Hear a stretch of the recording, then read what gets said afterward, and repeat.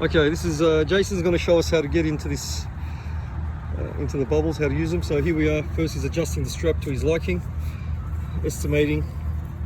It's very difficult to adjust the strap once you're inside the bubble. So it's a good idea for the operator, the person who's in charge of the event, because most people are new at this, they don't know what they're doing. So the operator needs to know. So he's adjusted it. So just go around, arm straight through the straps, and the other one. Good. You got to squeeze in a little bit, right? Okay, cool. Once it's a good idea to get all the way in before you stand up. Hold the handles, squat, and up. Or you can get on your knees and get up as well. So as you can see, nice, firm. So they're playing bubble soccer. In these, the legs are free. Now it's important the operator knows what he's doing.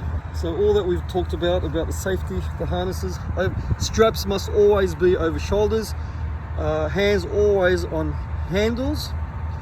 Now a few things to avoid, the operator should be aware, is to not hit players when they're on the ground. So players who are playing soccer, they're ones, just fall on the ground for me, Yasin. Right. Cool, so he's on the ground, so he's trying to get up. Stand up for me, please. This is when a player should not be hit, because they're not balanced, which means the weight of the bubble will fall onto one limb because it's not balanced, right or left. So if they get hit really hard, especially from above, the weight of the bubble could press down onto the knee or the ankle, and he could get hurt, right?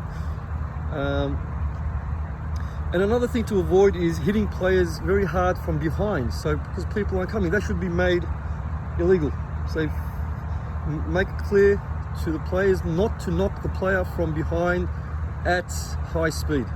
A nice little gentle bump is fine, nothing wrong with that, but we're talking really, really hard hits. We also don't recommend people to run at each other full speed and smash each other. Again, it's not a good idea. It's pretty stupid, very risky. So usually it's a pretty safe game. If played within the rules. It's just like any other physical sport, rugby league, soccer. You know, the most common injuries are usually to do with those kinds of sports, like rolling ankles and things like that, but even they're not very common. The game should be played in moderation. It is just a fun thing to do. Very, very tiring. It does get hot inside the bubbles. Yasin, can you go down again? So just one more time. So when we're trying to stand up, a player's been knocked down, just go on your back for a minute.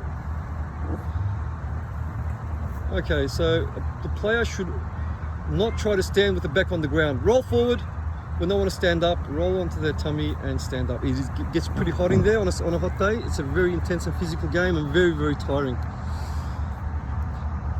So that's pretty much all. So you've checked that the bubble is in good shape and you've run through the rules with the players, and then you've gone in and personally had the operators check for everybody's straps, adjust their straps. Now you can come out.